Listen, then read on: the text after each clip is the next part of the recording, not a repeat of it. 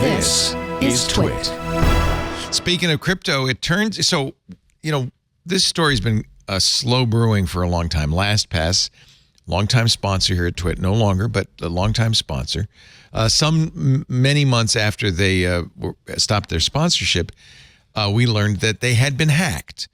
And, it was slowly dribbled out that first, somebody's compromised our dev system. Don't worry, your passwords are safe. And then a few months later, turned out when they got into the dev system, they got into the S3 backups of the vaults. They downloaded all the vaults. So now we've been waiting for the other shoe to drop because those vaults were encrypted.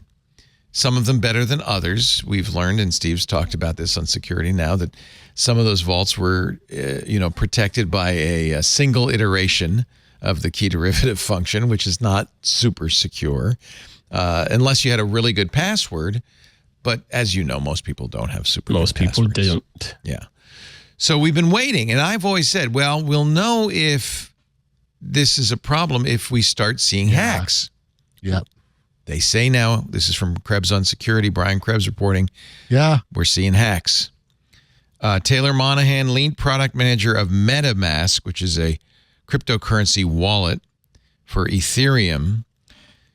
He and other researchers have identified what they say is a reliable set of clues connecting recent cryptocurrency thefts.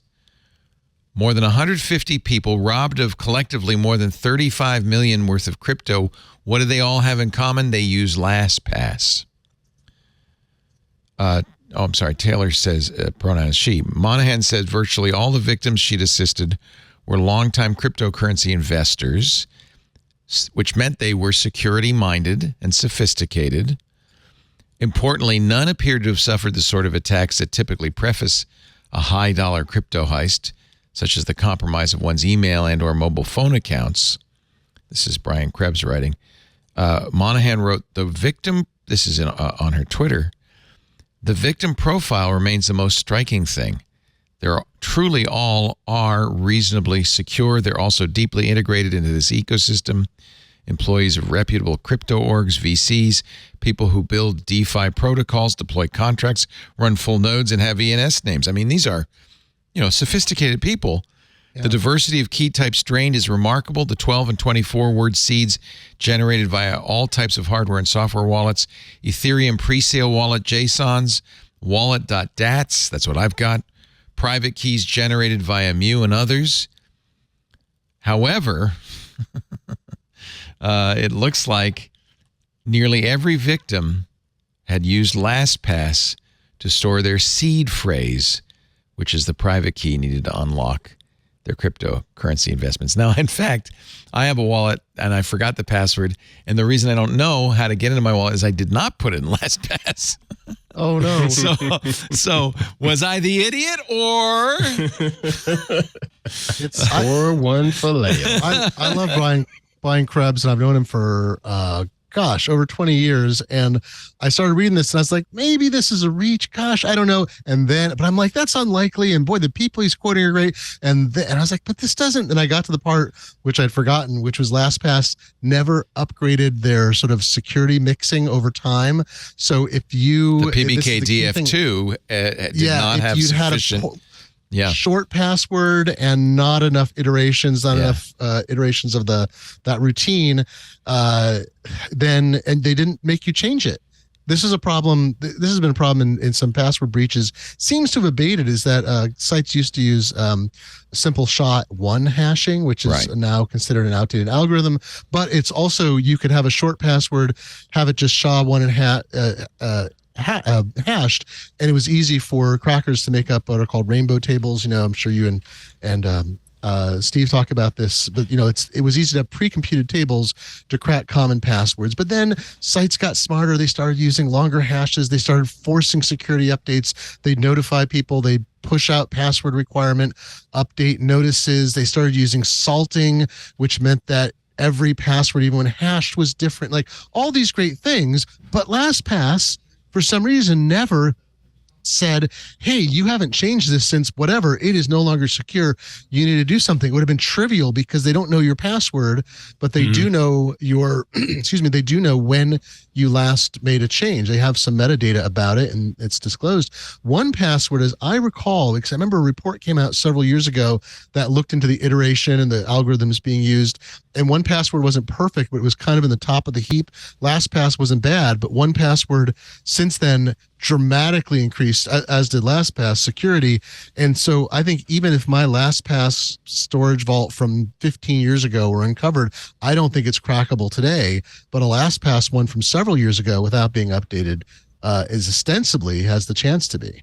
Yeah, with Steve reported on this some months ago that looking at a lot of these vaults, people would look at, there were tools you could use to analyze your vault.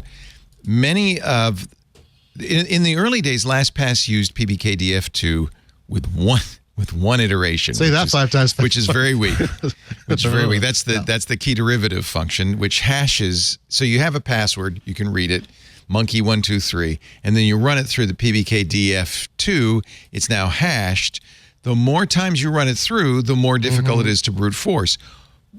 And because processors have gotten faster and faster, the recommended number of iterations from OS and others is been getting higher and higher. In the early days, like 5-6 years ago, it was one iteration, and it turns out people who had maybe upgraded to more. I eventually, with LastPass, went to 2 million iterations, which was the max. Sure, why not? Yeah. Well, why not? Because it does slow it down, but on a modern machine, it doesn't slow it down appreciably. Yeah, I remember. Yeah. I'm sorry. I remember when 1Password, they increased one of their iterations, and I was like, "Oh man, it's taking a good 2 seconds to unlock." Yeah, exactly. And then I upgraded my machine. It's like that. But yeah, it's a serious outdated password security that's not being forced to update is serious. For many older LastPass users, the initial default setting for iterations was anywhere from 1 to 500. By 2013, 10 years ago, 5,000 became the default. In 2018, 100,100 iterations. It's currently 600,000. Again, you could go to 2 million. There are other key derivative functions, though. In fact, our sponsor Bitwarden supports something called Argon 2, which is memory hard and not nearly so brute forceable. Probably not brute forceable, in fact, although I'd never say never. So this was the supposition was, all right, somebody, we don't know who, we were thinking maybe it's a nation state, but somebody has this vault. Maybe many people have the vault. Maybe they've sold it off. Right. What the next thing they do is start brute forcing it, and they're going to get the low hanging fruit, which is going to be some elderly guy in Muncie whose password is monkey123, and it was one iteration, but there's nothing they're getting out of that, right? They got his New York Times account, so they keep going, and I was expecting this would be a process that would happen slowly over time. And in fact, that's what it looks like. Perhaps they've been working on these crypto password vaults where there really is money for a long time, but it's just taken them that long to brute force it. Here we are almost a year later. It does look like now, and $35 million, it looks like, again, there's no conclusive proof, but somebody is getting into these LastPass vaults. And and they're going where the money is. They're going after people whose money, that's why we're only now hearing about it, I think.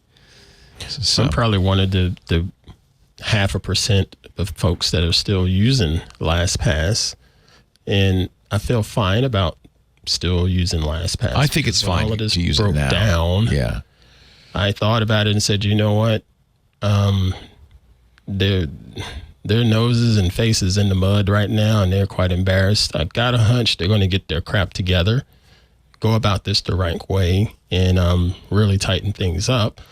Plus, I'm also going to be diligent about managing the passwords that are out there right now. At the time of knowing the news when it broke, I need to go change my passwords, regardless of what happened. I think that's LastPass. Probably. There are tools you can go and look at your passwords if you still have your LastPass vault and see how many iterations were used. There will be a variation depending on when you created those passwords. Some people's older passwords are one PBKDF2 iteration. So that's worth looking at. Those are the low-hanging fruit. Those I would change immediately. I think if you had a password vault at LastPass during the time of this breach, it'd probably be prudent to assume that at some point your passwords might be cracked, and you should probably change all of those, especially the ones for your Bitcoin. I spent a weekend going through that list of that vault and changing it. It stunk going to, it's no fun. Change passwords for everything. Yeah. But I feel better now that it's done because it's better protection. Krebs has a really good article. He quotes Vladimir Palat, who is the developer behind AdBlock Plus and is a security researcher. It's funny, Palat explains all of this iteration stuff, and then he points out that the reason this has gotten easier to crack is these GPUs, which are really fast. They can do 4 million guesses a second, even if you have 1,000 iterations. Amazing. Reached by Krebs on security, Palant said he never received a response from LastPass about why the company apparently failed to migrate some number of customers to more secure account settings, higher iterations. Palant wrote, "I know exactly as much as everyone else.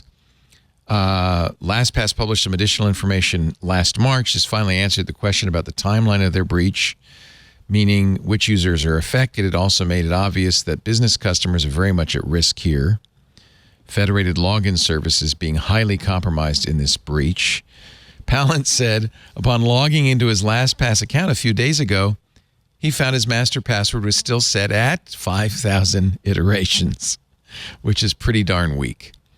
As I said, I set mine at 2 million. LastPass was recommending 100,100. I think it's worth examining your iterations. You can. There's tools out there if you search for it. Read this article by Brian Krebs. I think it's very complete. And I think the other shoe has dropped. We now are starting to hear it's not conclusive, but there seems to be strong evidence that somebody has started to crack keys that were stolen in the LastPass breach a year ago. I should point out, I said something a moment ago that wasn't, I just double checked on 1Password. If they changed in January of this year, they dramatically increased the iterations from 100,000 to 650,000. You do have to change your password, although you can keep it the same. You just have to run an operation to upgrade to the new one. But 1Password's trick, which they started years ago, is they don't have Apple and some other companies and many Android models now have a secure enclave or another kind of what's Microsoft's term, the trusted identity module, something like that, so that there's a local device encryption that's mixed with other information, so that you have to have the local device plus a password. So even cracking the password doesn't help. 1Password did a version of this where they create a secret key on every device in which you install 1Password, so it's all mixed. So even if you crack the 1Password vault password, you still can't decrypt the 1Password vault.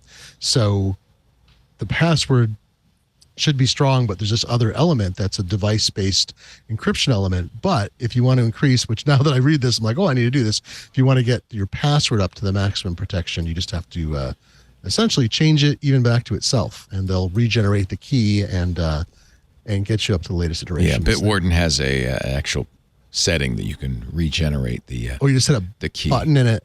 Yeah. Does it? Yeah. It's good.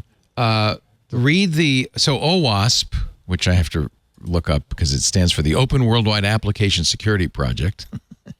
But it is a trusted resource Steve's referred to many times, has a password storage cheat sheet, which I would recommend. We'll put in a link in the show notes that you should read about hashes. They say do use Argon 2, and they have a recommendation for settings.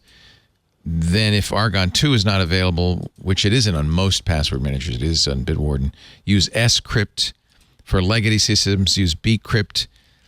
And this is the only reason PBK DF2 survived, is because FIPS 140 required it, which is bad. But if you have to use it because of FIPS 140 compliance, use at least 600,000 iterations or more. This is the current OWASP recommendation. That number keeps going up as GPUs get faster and faster. And also considering using, I've never heard of this, a pepper.